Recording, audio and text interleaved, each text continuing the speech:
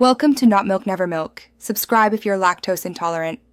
You start by choosing refined for neutral flavor or unrefined for fruity notes. Pick the one that fits the dish. Measure 1-2 tablespoons of oil per serving so you don't under or over oil. Use a larger pan for frying. Place the pan on medium heat and preheat until the oil runs smoothly. If you have a thermometer, aim for 160-180 degrees C. Once the oil is warm, add a small test piece of food to check sizzle and proceed.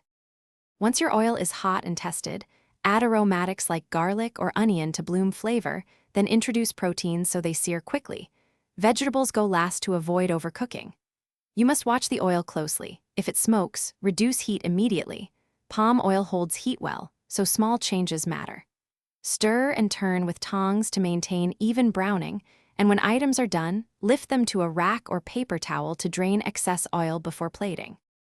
To finish, deglaze the pan with a splash of stock, vinegar, or citrus to lift brown bits and balance palm oil's richness. Taste and adjust seasoning. Let food rest briefly so oil redistributes. If saving oil, strain and store in a cool, dark place and reuse only once or twice.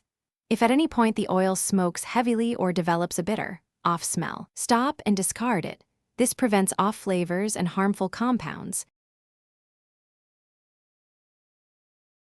Thanks for watching. If this was helpful, leave a like and consider subscribing. See you next time.